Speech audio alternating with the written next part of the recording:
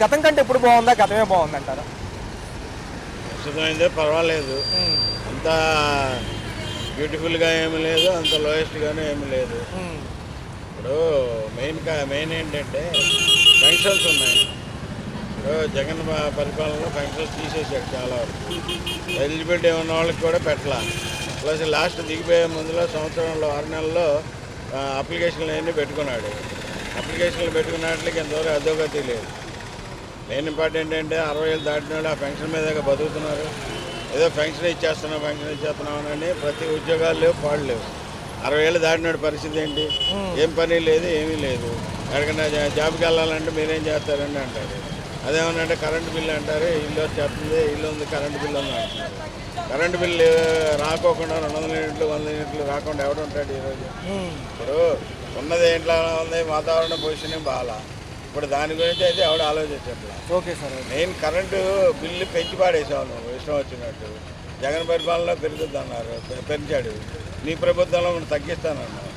Current బిల్లులు తగ్గించాల్సింది పోయి current బిల్లులు కట్టలేని పరిస్థితికి తీసుకొస్తే పేద ప్రజలు ఏం బతుకుతారు? ఇప్పుడు సోలార్ అంటున్నావు. సోలార్ పెట్టుకోవాలంటే ఎంత అవుతుంది? ఇంటికి 2 లక్షలు 3 లక్షలు పెట్టుకోవాలి. అంత ఇది ఎవడు పెట్టుకుంటాడు? ఇప్పుడు ఆ డబ్బులు ఏదో నువ్విచ్చి కరెంటు బిల్లు రూపాయన కట్టుకోమనంటే ఎవడైనా కట్టుకుంటాడు. సోలార్ పెట్టుకోమంటే పెట్టుకుంటాడు. నువ్వు అలా కాకుండా కరెంటు బిల్లు వచ్చే దాంట్లో మీకు తగ్గిస్తాను తర్వాత అంటే ముందు పెట్టుబడి పెట్టాలిగా. ముందు పెట్టుబడి పెట్టే లెక్కనైతే ఇప్పుడు నువ్వు చేసే సేవ ఉంది. అంటే సార్ ఈ లోటు బడ్జెట్లు ఇవన్నీ అవుతాయా అంటారా అని చెప్తున్నారు, కానీ మరి ఏమన్నా జరుగుతాయా? మెయిన్ ఏంటంటే బడ్జెట్లు లేవు, వీళ్ళ దగ్గర డబ్బు లేదు, ఖజానా అంతా ఖాళీ అయిపోయింది. ఇప్పుడు జనాల మీద వేయాలి. ఇప్పుడు అన్నీ పెంచుకుంటూ వస్తే కానీ మళ్ళీ వీళ్ళకి బడ్జెట్ ఇది రాదు. కేంద్ర గవర్నమెంట్ ఇచ్చిందే రూపాయి ఇస్తే లాస్ట్కి మనకు వచ్చేదే పావలేగా. పావలా ఖర్చు అవుతుంది. 30 పనిచేయడమే సరిపోద్ది కదా. ఆ పావలాది ఎన్నని చేస్తాడు? మరి ఎందుకు సార్ మళ్ళీ డిప్యూటీ సీఎంగా మార్చమంటున్నారు? లోకేష్ గారిని పెడదామంటున్నారు, ఎందుకని? అది చాలా తప్పు. దాన్ని కేంద్రం నుంచి రావాల్సింది అంటున్నాడు. ఇప్పుడు నిన్న చంద్రబాబు నాయుడు స్టేట్మెంట్ ఇచ్చాడు. ఇలాంటి వాటి గురించి నా ప్రచారం చేయొద్దు అని చెప్పాడు. ఇప్పుడు పవన్ కళ్యాణ్ ఉన్నాడు. పవన్ కళ్యాణ్ చూసాక ఇది చేసింది. నారా లోకేష్ని ముఖ్యమంత్రి చేస్తానంటే రెవల్యూషన్ వచ్చేస్తుంది. ప్రభుత్వం పడిపోయిందండి మళ్ళీ తాదా కదా. ఎందుకంటే ఫిబ్రవరి నుంచి మళ్ళీ జగన్ గారు ప్రజల్లో పాదయాత్ర అంటున్నారు ఆయన. జగన్ పాదయాత్ర చేసినా ఏం చేసినా జగన్ మీద వాల్యూ పడిపోయిందండి. మెయిన్ ఏంటంటే ఎంతసేపు పంచడం చేయడం చేశాడు. ఒక చిన్న రోడ్డు కూడా చేయలేదు. మెయిన్ ఏంటంటే తిరుగుతున్నప్పుడు కాళ్ళు చేతులు ఇరిగిపోయేది.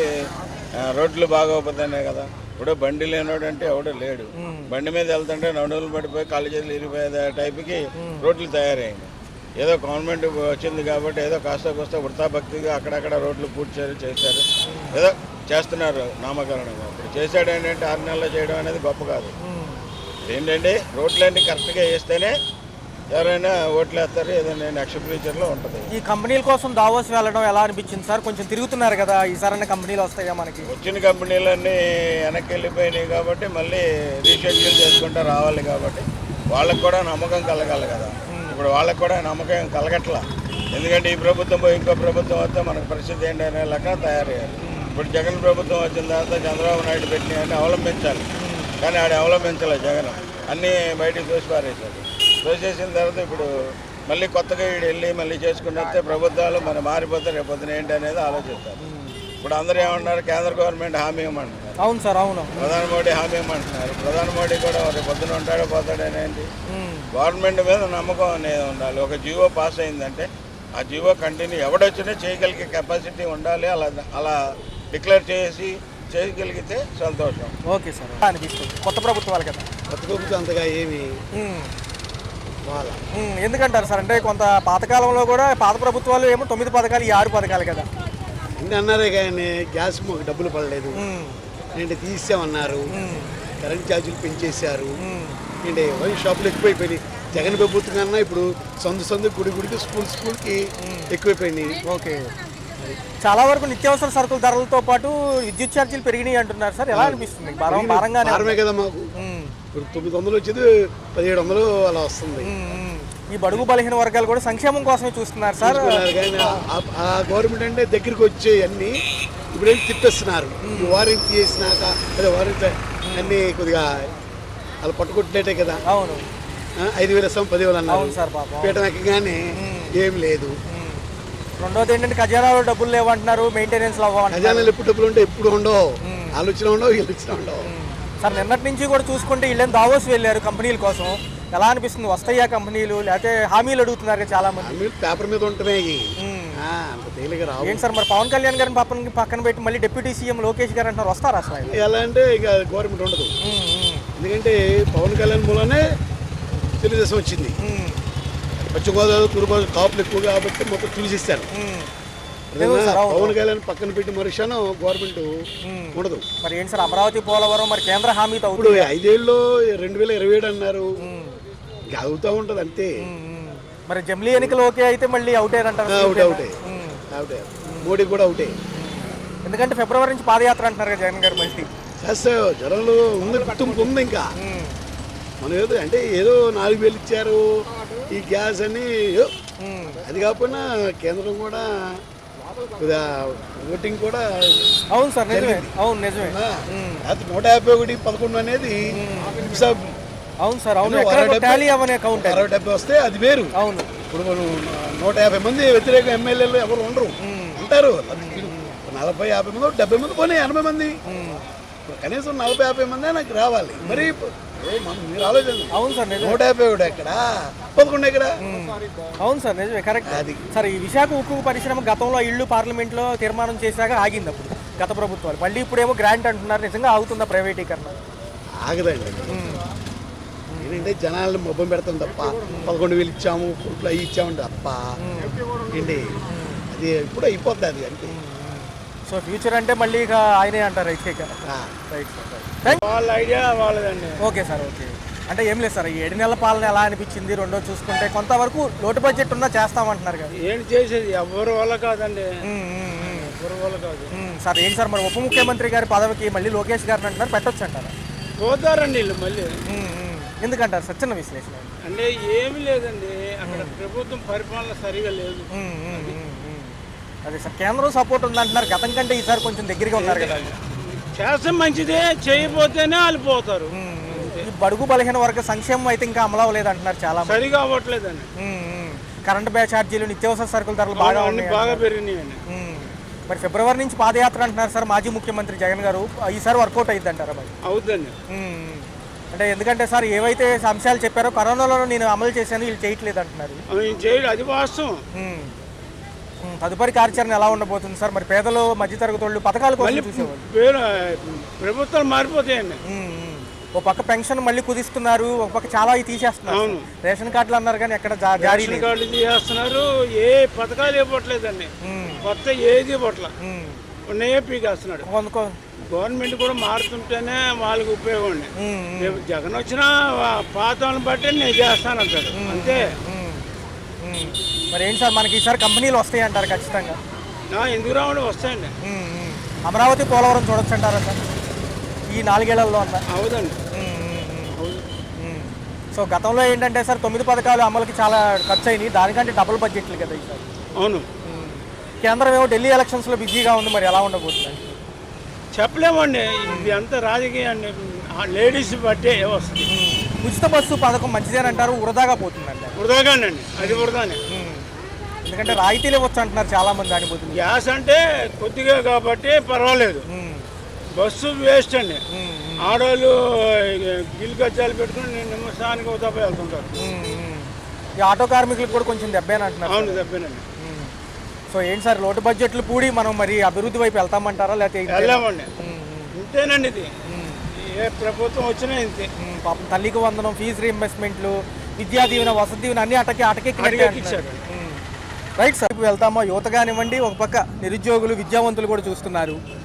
కనీసం లాస్ట్ గవర్నమెంట్ కంటే ఛాన్స్ ఉంది కొంచెం. అంటే సార్ మరి ఫిబ్రవరి నుంచి కూడా మళ్ళీ మాజీ ముఖ్యమంత్రి గారు మళ్ళీ పాదయాత్ర అంటున్నారు. That doesn't make a difference. ఎందుకంటారు సార్ కొంచెం అంటే ఆల్రెడీ 5 ఏళ్ళు చూస్తున్నాం కాబట్టి. ఓకే ఓకే సార్, ఏంటి సార్ మరి ఉప ముఖ్యమంత్రి పదవి అలాగ ఉంచితే బెస్ట్ అంటారా, లోకేష్ గారికి ఇవ్వచ్చు అంటారా? యాజ్ ఇట్ ఈస్గా ఉండటం బెస్ట్ నా ఉద్దేశం. సార్ గతంలో ఏంటంటే పార్టీలు 3 కలిసి కొట్టుకోవడం అనవసరం. ఎందుకంటారు సార్, అంటే లేని అంశాన్ని ఎందుకు పాపం వీళ్ళు మళ్ళీ తెర మీదకి తీసుకొస్తున్నారంటారు? ఇక్కడ ట్రైల్ వేశారు, లోకేష్కి ఎంత ఉందో వాల్యూ. అంటే మరొక అంశం ఏంటంటే 30కి అంటే 2029 కల్లా కూడా ఈయన వయసు 80 దాటుతుంది కాబట్టి మళ్ళీ యువరక్తం కావాలి అట్లా అంటున్నారు కదా. The best thing is Pawan Kalyan CM అవడం బెస్ట్. అంటే బీజేపీ సపోర్ట్ ఉంటుందంటారు అప్పుడైనా? ఉన్నా లేకపోయినా కూడా comparatively he more as a leader than. Sir ఏంటి సార్, వచ్చే ఆర్థిక సంవత్సరం నుంచి మళ్ళీ జీఎస్టీ పెరుగుదల అంటున్నారు, నిర్మలా సీతారామన్ గారు అదే అంటున్నారు.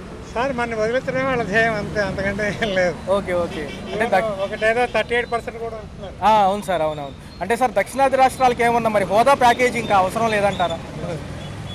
హోదా అక్కర్లేదు, ట్యాక్సులు తగ్గిస్తే బాగుంటుంది. సార్ మరి విశాఖ ఉక్కు పైన మీ అభిప్రాయం ఏంటి సార్, బాగుందా? గ్రాంట్ అంటున్నారు కదా 11,400 కోట్లు. Present it is good. Okay, భవిష్యత్తు ఎలా ఉండబోతుందంటే? చూద్దాం sir, wait and see. So కూటమి ప్రభుత్వం చెప్పినట్టుగా సంక్షేమంకి ఓకేనా, పర్లేదంటారా? పర్లేదు, గుడ్.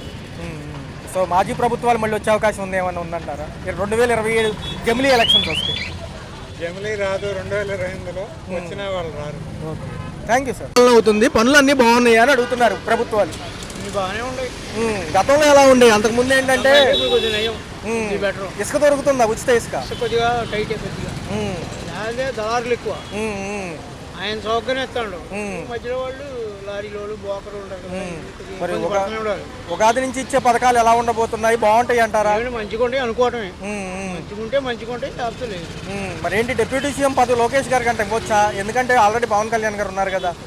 పవన్ కళ్యాణ్ గారు ఇవ్వాలని కొంతమంది అంటున్నారు కదా, అది ఎటు తెలియదు చెప్పలేం. రాజకీయం ఆల్రెడీ డిప్యూటీ సీఎమే, మరి ఆయన కూడా ఇస్తే బాగుంటుందా, లేదా సీఎం బరిలో దించుతారా 2029కి? 2029 అప్పుడు మాట కదా, ఈ సొంతలో ఏం జరిగేదో తెలియదు. మరి అలాగుంటుంది. మరి వీళ్ళందరూ ఫారిన్ కంట్రీ వెళ్ళారు, ఏది కంపెనీలు తీసుకురావడానికి ఎలా అనిపిస్తుంది? ఫస్ట్ కొన్ని వస్తే కొన్ని రావు, అన్నీ మనకి అనుకూలంగా ఉండదు కదా. కొంతమంది తెలంగాణలో పోయి వాళ్ళు ఉన్నారు, కొంతమంది మనకి ఎక్కడికి వచ్చేవాళ్ళు ఉన్నారు. ఇబ్బందులు అయితే ఉంటాయి మనకు కూడా. మరి ఎప్పటి నుంచో అనుకుంటున్నా అమరావతి పోలవరం చూడొచ్చు అంటారు ఈసారి? చూడవచ్చు, 4 ఏళ్ళ సమయం ఉంది కదా. 99% చూడవచ్చు. మనకు కూడా ఎందుకు లేదంటే ఇక ఆగిపోవచ్చు. అదే కేంద్రం డబ్బులు ఇస్తుంది కదా. కొంచెం పెరిగిన ధరలు ఎలా అనిపిస్తున్నాయి? ధరలు కొంచెం పెరిగినాయి. కరెంట్ ఛార్జీలు బాగా పెరిగినాయి. మరి అయిపోయినాయి. ఇంటికి ఫిబ్రవరి నుంచి జగన్ వస్తానంటున్నారు కదా పాదయాత్రగా, మళ్ళీ ఏమొచ్చినా ఏమైంది ఏమో కష్టమేనంటారు. అయితే ఎందుకంటారు, ఆదరించరంటారా ప్రజలు? ఎందుకంటే ఆయన చేసిన తప్పులు ఉండే, రోడ్లు వేయకుండా చెత్త పనులని, ఎవరైనా ఇల్లు కూడా తీసుకుంటే 40,000 కట్టమని ఈ మధ్యలో వాళ్ళు అవన్నీ ఆయన చూడటం. ఆయన ఒకటే రోడ్డునే పోతాడు, పక్కన ఏమైపోయాడు పేదవాళ్ళు చూడటం. ఆయన ఏం చెప్పిందో అదే నాలు ఎవడైనా మంత్రులైనా ఎవడే, అందువల్ల దెబ్బతిన్నాడు. ఎందుకు తింటది? ఇసుక ఫ్రీ చేయాలి, ఇసుక ఇల్లు కట్టుకుని 40,000 పెట్టుకున్నాడు ఒక్కోటి. దానివల్ల ఏముంది 10 మందికి ఆగిపోవాలి పనులు. ఇసుక లేకపోతే పని ఏముంది, చాలా ఇబ్బంది పడ్డాడు. ప్రైవేటీకరణ ఎలా ఉండబోతుంది అంటే కనుక మొన్న గ్రాంట్లు ఇచ్చారు నిధులు విశాఖపట్నానికి, ఏదైతే విశాఖ ఉక్కు ఉందో, ఎలా అనిపిస్తుంది? విశాఖ పర్లా నిలబడవచ్చు. గతంలో వాళ్ళు కూడా పార్లమెంట్ లో చేశారు, పోట్లాడారు కానీ జగన్ అంత గట్టిగా పోట్లాడబోయాడు. 30 మంది ఎంపీలు కూడా పోట్లాడబోయాడు. ఆయన కేసులు. ఓకే, కూటమి కలిసి ఉంటుందా లాస్ట్ వరకు 2029 వరకు? ఉంటేనే, లేకపోతే చికాకు అయిపోయింది. ఓకే, నలుగురు 4 రకాలు మాట్లాడి ఇప్పుడు పవన్ కళ్యాణ్ గురించే, డిప్యూటీ సీఎం గురించే తర్జన పడుతున్నారు కదా. ఇటు జనసేన వాళ్ళు, టీడీపీ వాళ్ళు మాకంటే మాకు అనుకుంటున్నారు, పోటీ పడుతున్నారు. అలా కంట్రోల్ చేయాలి వీళ్ళు. ఓకే, ఎవరైనా పవన్ కళ్యాణ్ కానీ చంద్రబాబు కానీ కంట్రోల్ చేస్తే ఉంటుంది. లేదా నీకెళ్ళిన నలుగురు నాకెళ్ళిన నలుగురు దెబ్బతింది. పవన్ కళ్యాణ్ తప్పుకుంటే కథమే. ఓకే, ఆయనలో ఉంది, గుప్పెట్లో ఉంది. ఇదేనంటారా? ప్రభుత్వం బాగా తాగేటప్పుడు ఎందుకు వాళ్ళకి ప్రతిపక్షం చేసే కుట్ర అనవసరం. ఇప్పుడు చేతి వేస్ట్. జనం కావాల్సింది ప్రభుత్వం బాగా పరిపాలన చేసేవి కానీ అది వెళ్ళిపోయింది తలకాయలు ఇప్పించుకుని. లక్షణంగా చంద్రబాబు నాయుడు చేస్తున్నాడు, ఉపముఖ్యమంత్రి ఈయన పవన్ కళ్యాణ్ గారు చేస్తున్నారు. ఇంకా మళ్ళీ ఆయన పేరు తేవటం, ఆయన మళ్ళీ వీళ్ళిద్దరి మధ్యలో గొడవలు పెట్టింది. అంటే క్యాడర్లో ఇంకొక విషయం బాగా ఎక్కువ ప్రచురితం అవుతుంది సార్. ఏమిటి అంటే 2029కి ఈయనకి 80 ఏళ్ళు వచ్చేస్తాయి కాబట్టి మళ్ళీ యువరక్తం కావాలంటున్నారు కదా సార్ వీళ్ళు. ఇప్పుడు ఎవరో వస్తారో ఎవరో వస్తారు, ఎవరో రావచ్చు కదా. పరిస్థితి బట్టి మార్పులు వస్తాయి. ఈయన ఉండొచ్చు, అదే మాత్రమే రావచ్చు, లోకేష్ గారి రావచ్చు. అలా టయాన్ని బట్టి ప్రభుత్వం బాగానే ఉంది, చక్కగా చేస్తున్నారు. అలా కంటిన్యూ చేస్తే మంచిది నాకు. సార్ తదుపరి ఏదైతే దావోస్లో పర్యటన ఉందో అక్కడ కంపెనీల కోసం వెళ్తున్నారు సార్, ఎలా అనిపిస్తుంది? మంచిదేనా మన కంపెనీలు వస్తాయి అంటారా? కంపెనీ వస్తే మంచిదే కదండి, 10 మందికి ఉద్యోగాలు వస్తే మంచిదే కదా.